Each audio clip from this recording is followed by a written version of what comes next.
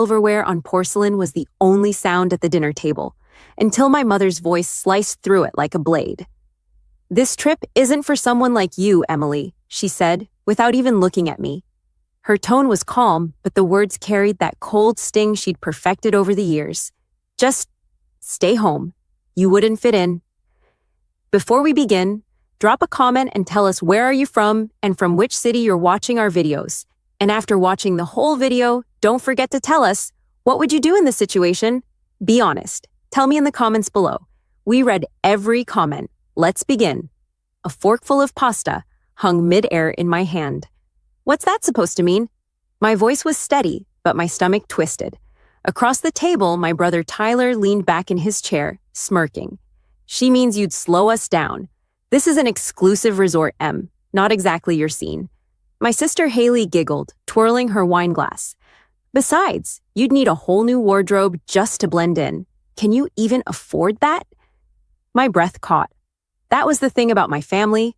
They didn't throw punches. They carved you open with little cuts, subtle enough to pass as teasing, but deep enough to bleed. Dad chuckled as if they were all in on some inside joke. "It's just a trip, Emily. Don't make it a big deal." The heat in my cheeks was building. I glanced at the itinerary lying in the middle of the table. 5 first-class tickets to the Bahamas. My siblings' names printed neatly in bold. Mine wasn't there. "They already booked everything," Haley added, leaning forward like she was sharing a juicy secret. "Tyler even got the ocean view suite." "Guess you'll have the house to yourself," Tyler said, grinning like he'd just done me a favor. I set my fork down, slow and deliberate. "Right," I said, my voice calm, too calm.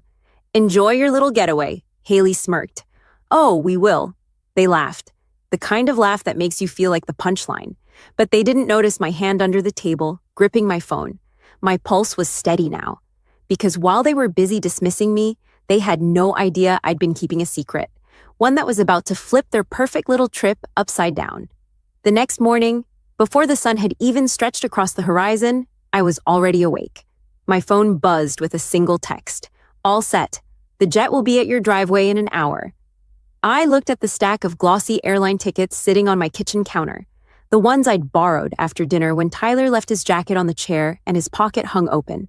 5 tickets, first class, now in my hand.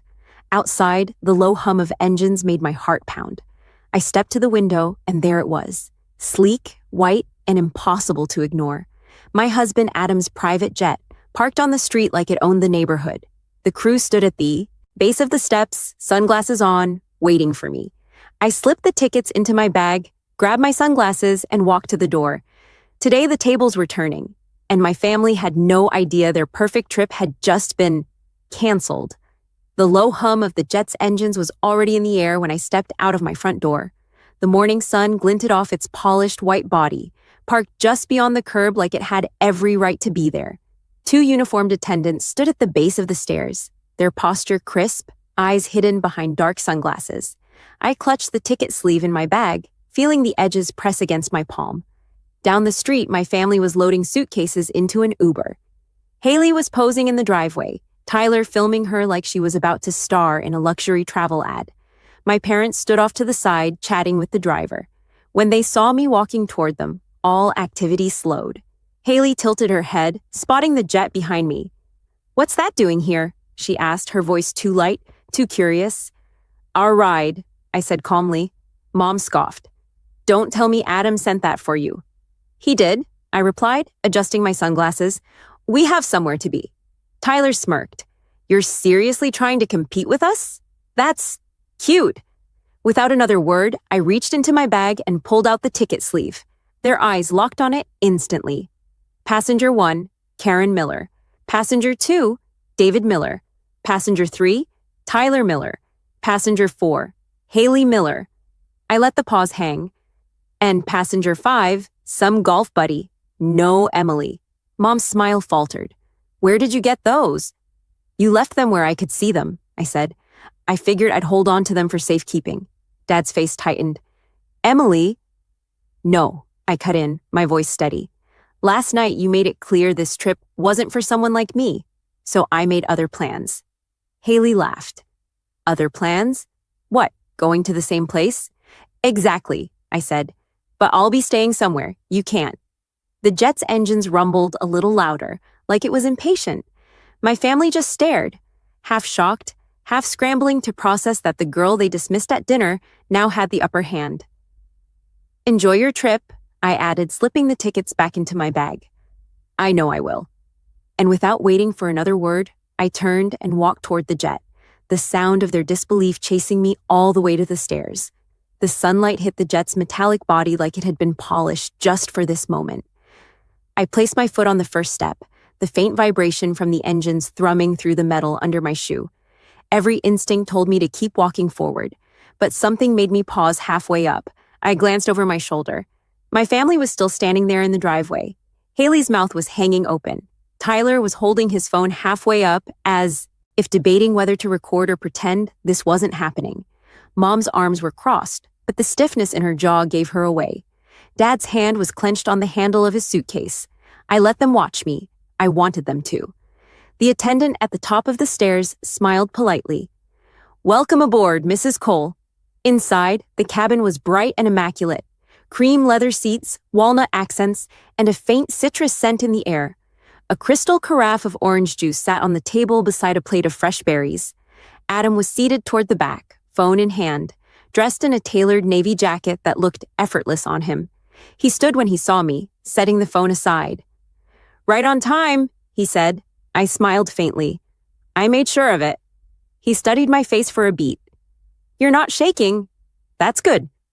"I'm not here to shake," I said, sliding into the seat across from him. "I'm here to prove a point." He nodded once, understanding exactly what I meant without me having to explain. "So," he said, glancing toward the window, "they saw the jet?" "Oh, they saw it," I replied, buckling my seatbelt. "And the tickets. They know exactly where they stand." The captain's voice came over the intercom. "Good morning. We'll be departing in 5 minutes. Estimated flight time to Exuma is just over 3 hours. Please prepare for takeoff." As the engines deepened to a steady roar, I looked out the oval window. The Uber had started to pull away from my parents' driveway, my family's faces still turned toward the jet. Even from here, I could imagine the conversation. Haley's high-pitched disbelief, Tyler's muttering, Mom's clipped accusations, Dad's attempt to play it cool while quietly seething. For years, I'd been the quiet one in the family, the one they didn't invite, didn't consult, didn't take seriously, and yet here I was, heading to the same island. On my own terms. The jet began to roll forward. Adam reached across the aisle and placed his hand over mine, grounding me. "You know," he said, "this isn't just about the trip. This is about you finally not letting them define you." "I know," I said softly, feeling the truth of it settle inside me. And as the nose of the jet lifted from the runway, leaving the street, the houses, and their laughter behind, I felt something I hadn't felt in years. Control. 3 hours later, the turquoise waters of Exuma glittered beneath us like shattered glass catching the sun. The jet's shadow skimmed the coastline before we touched down on the small private runway. The moment the cabin door opened, the warm, salty breeze swept in, carrying that heady mix of sea air and sun-warmed sand. Waiting at the bottom of the steps was a line of resort staff in crisp white uniforms, each wearing a name badge and a smile that looked like it belonged in a luxury travel magazine. A black SUV idled behind them, the kind with tinted windows, so deep they looked like obsidian. "Welcome to Exuma, Mrs. Cole," the resort manager said, stepping forward with an iPad in hand. "We have your entire ocean view wing ready, along with the cabanas you requested. Your private dinner on the beach will be set up for sunset." Adam glanced at me with a faint smirk. "You really went all in, didn't you?" I shrugged, trying to hide the satisfaction curling in my chest. If I'm going to do this, I'm going to do it right. Inside the SUV, the leather seats were cool against my skin, the air conditioning sharp after the Caribbean heat. The road wound past swaying palms and bursts of hibiscus flowers until the gates of the resort came into view, towering iron flanked by security in spotless uniforms. The car slowed, and as we pulled in, I caught sight of something that made my pulse skip. Another black SUV parked just outside the entrance, luggage on the curb, and my family standing there in the heat, talking to a visibly apologetic staff member. I could see Haley gesturing wildly, her oversized sunglasses pushed up on her head, her free hand planted on her hip. Tyler was pacing, phone pressed to his ear. Mom's lips were tight, speaking low to Dad, who looked like he was ready to argue with anyone in a 5-foot radius. The manager beside me followed my gaze and gave a polite, knowing smile. "They tried to check in for the Ocean View Suites this morning," he said. "We explained the wing was reserved exclusively for your event. We've offered them garden view rooms instead." I bit back a laugh. "And?" "They declined. Said they'd wait for the mistake to be fixed." When the SUV rolled past them, Haley's head snapped toward me. Her expression froze somewhere between disbelief and fury. Tyler's jaw dropped. Mom's eyes narrowed into thin, sharp lines. Dad took a single step forward, as if he might block the car, but the driver eased us smoothly through the gates. The resort opened up before us, white stucco buildings draped in bougainvillea, infinity pools spilling into views of the ocean, staff carrying trays of tropical drinks to guests lounging under wide umbrellas. It was quiet, serene, exclusive. When we reached the private wing, a butler stepped forward to open my door. "Welcome home for the week, Mrs. Cole." Home for the week. I like the sound of that. As we walked toward the largest suite, I could still feel their eyes on my back from outside those gates. They had come to this island expecting to shut me out. Instead, they were the ones on the other side of the line, waiting, watching, and realizing that no amount of laughter at my expense could change where I stood now. And I wasn't done yet. The first 2 days at the resort felt like living in a different universe. Morning swims in the infinity pool with no one else around. Breakfast on my balcony overlooking the water, the sound of waves breaking against the shore as my background. Music staff who knew my name before I even introduced myself. Adam spent his mornings on conference calls for his company, leaving me the space to soak it all in. And I did, deliberately, unapologetically. But I knew my family was still here. Somewhere beyond the manicured hedges and security gates, they were simmering. I'd heard enough from the resort manager to know they'd managed to book rooms at a less expensive hotel down the road. They'd still been trying to talk their way into their rightful suites. The opportunity for a final word wasn't something I planned. It came to me. On the third evening, the resort hosted a beachfront welcome dinner for my Literacy Foundation's donors and volunteers. Long white tables draped in linen stood under strings of glowing lights. The smell of grilled seafood and fresh herbs mingled with the warm ocean breeze. As I stepped onto the sand in a flowing deep blue dress, I spotted them immediately, just beyond the rope that marked the private section of the beach. Mom in a stiff cream outfit that didn't suit the island heat. Dad with his arms crossed, scanning the setup. Haley in a sundress that was clearly meant for Instagram, phone in hand. Tyler standing just behind them, smirking like he was above the whole thing. They weren't here to crash the dinner. They were here to make a point. But so was I. I walked straight toward the rope, every eye at my table following me. "Evening," I said, stopping just in front of them. Mom's mouth tightened. "So, this is your little event?" I tilted my head. "Not so little, actually. We've raised enough to open 2 new reading centers in under 24 hours. Dad gave a sarcastic huff. "That's nice. So, are you done playing games now? You've made your point." "No," I said, smiling faintly. "Not yet." Haley crossed her arms. "You seriously think humiliating us like this makes you the bigger person?" "I'm not humiliating you," I replied. "I'm just showing you what I've been doing while you were busy telling me I don't fit in." I gestured toward the long tables, the people laughing and chatting, the resort staff moving effortlessly between them. "You wanted me to stay home because you thought this trip was too good for me.